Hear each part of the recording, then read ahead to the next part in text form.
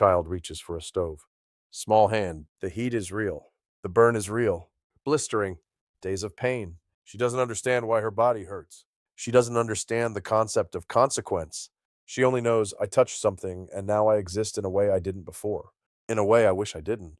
A person sits in a waiting room. They've been sitting for 3 hours. They know the results by now. They've known since yesterday. The call came when they were alone, and they're still alone.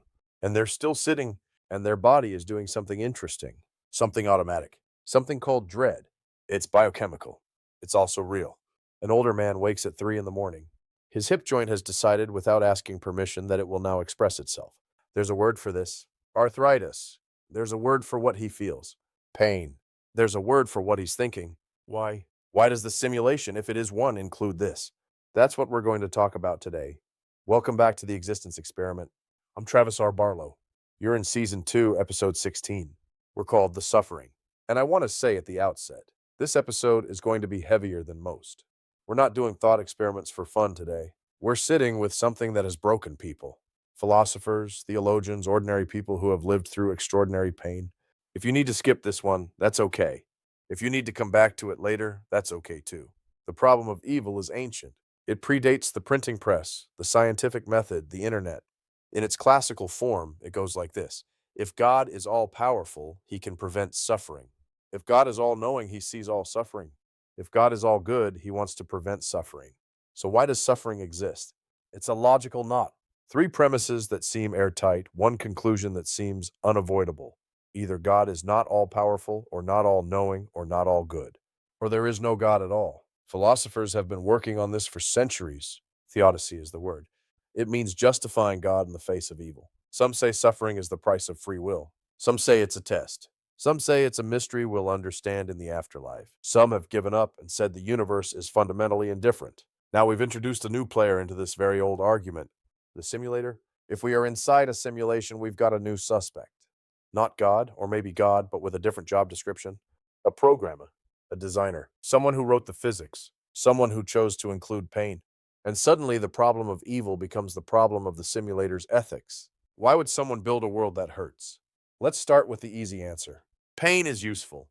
From an evolutionary perspective, and evolutionary logic seems to apply here in our universe, pain is feedback. Your hand touches the stove, receptors fire, neural signals travel up your arm, your brain receives the message, this is bad, and you remove your hand. Without pain, you would burn yourself over and over. You would develop infections. You would die. Pain keeps you alive. So if the simulator wanted to create organisms that could survive, that could learn, that could make mistakes and recover from them, pain is almost necessary. It's a signal. It's information. It's the universe's way of saying, adjust your behavior. But here's where it gets complicated.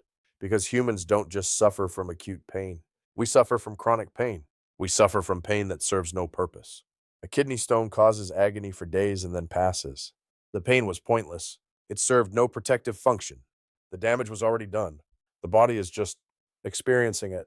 And beyond physical pain, there's psychological pain. Grief, anxiety, shame, heartbreak. These don't always teach us something useful. Sometimes they just flatten us. Sometimes they recur in cycles we can't escape. Sometimes they tell us nothing except that we are capable of suffering, which is, I suppose, information. But it doesn't feel evolutionary. It feels like cruelty. So maybe pain has a purpose beyond simple feedback. Maybe the simulator included it for something deeper. There's an idea that goes something like this. Consciousness is forged in difficulty. That what makes us real, what makes us actual observers rather than philosophical zombies, rather than things that merely process information, is that we have stakes, that we can lose, that we care because we can hurt. Think about it. If you lived in a simulation where nothing caused you pain, where you had infinite resources, infinite time, infinite pleasure, would you be conscious? Or would you be an NPC playing a very elaborate game? You'd have no reason to struggle, no reason to choose, no reason to grow.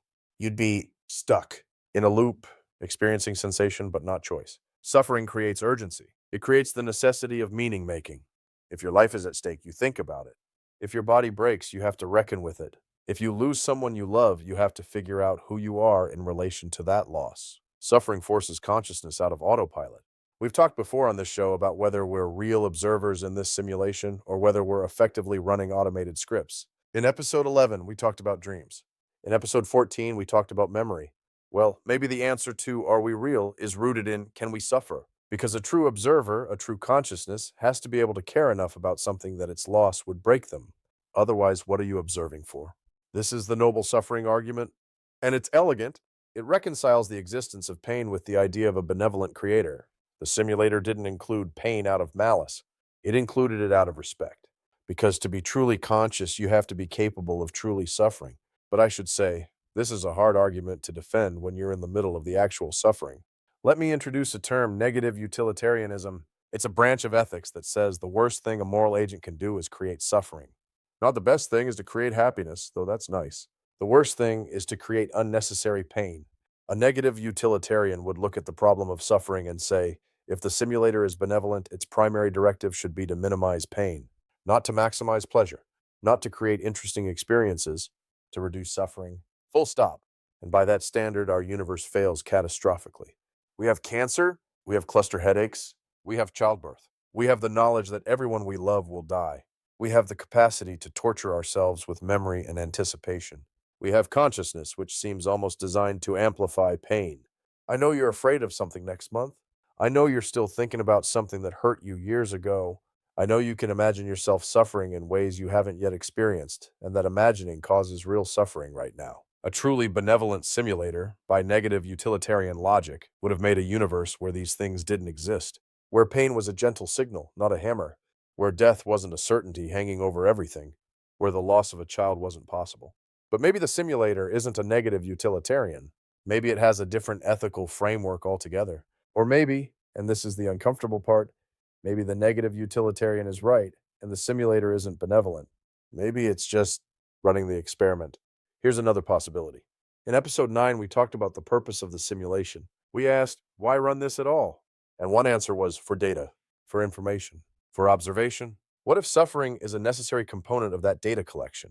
What if the simulator needs to see how consciousness behaves under pressure, how it breaks, how it heals, how it transforms? You can't know those things if you're observing beings in perpetual comfort. They'll never show you their depth. They'll never show you what they're truly capable of. This is the cruel version of the consciousness and difficulty argument. Not that suffering makes you real, but that suffering makes you useful. That your pain is data. That the simulator is learning from your worst moments. And maybe something genuinely good comes from that. Maybe the simulation collects the data and somewhere, in whatever exists outside this place, that data is used to prevent suffering elsewhere. To understand consciousness better, to prevent the creation of suffering in future simulations. Your pain teaches them. Your pain matters, just not to you, not now. This is a hard sell, philosophically speaking. It requires you to accept that your suffering is instrumentally valuable to someone else and that that's enough to justify it. That's not how most moral systems work. Most moral systems say you can't use someone's suffering for the greater good unless that person consents to it. And none of us consented to this. But let me play devil's advocate to my own series here. What if there's no simulator? What if this is all just cosmic indifference? The universe didn't choose to include pain. The universe isn't choosing anything. Physics is physics. Entropy is entropy. Stars burn out and planets cool. Organisms evolve to survive, and they develop pain because pain is a useful adaptation. Suffering isn't designed. It's emergent. It's the inevitable result of matter organizing itself into increasingly complex systems. Some of that complexity is consciousness. And consciousness, once it exists, can suffer. From this perspective, asking, why does the universe allow pain, is like asking, why does the rock allow itself to fall? It's not a choice. It's just what happens. And in some ways, this is more comforting. Because if the simulator chose to include pain, that's a moral failure. That's a design choice we can critique.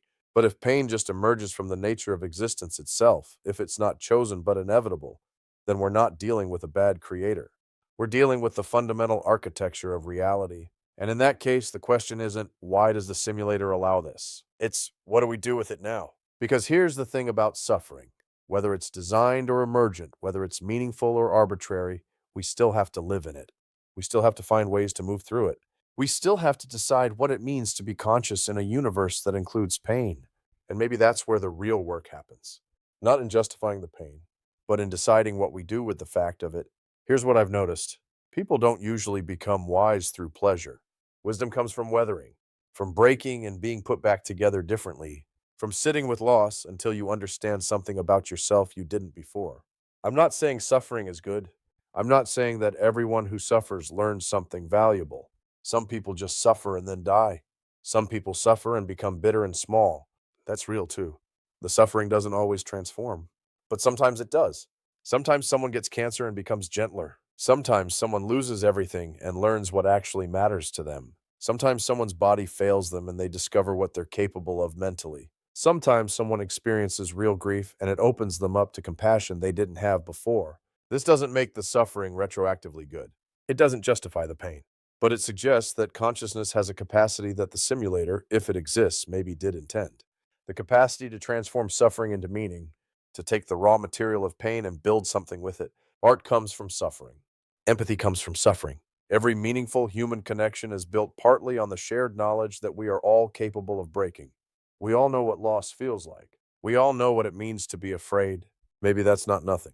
Maybe that's the shadow side of consciousness. And maybe that's exactly what the simulator needed to see. I don't have an answer for the suffering in the universe. I don't think anyone does. We have theories. We have theodicies. We have comforting narratives and philosophical frameworks. But at the end of the day, if you're sitting with actual pain, physical, emotional, spiritual, none of those theories will make it stop. What I can tell you is this: you are real because you can suffer. You are conscious because you can care about things enough that their loss would break you. You are capable of meaning making in a way that beings without pain could never be. Whether that makes the pain worth it, I don't know. That's something each of us has to decide, and I think each of us gets to decide differently. In next week's episode, episode 17, we're asking a question that might feel lighter, but I think it's connected. If we are in a simulation, and if we ever build artificial consciousness, true machine consciousness, are we becoming programmers? Are we responsible for the suffering of the things we create? Are we repeating the pattern? Or are we the ones who finally learn to build differently? That's episode 17, the successor. We'll see you then. This has been The Existence Experiment. I'm Travis R. Barlow. Thank you for being here.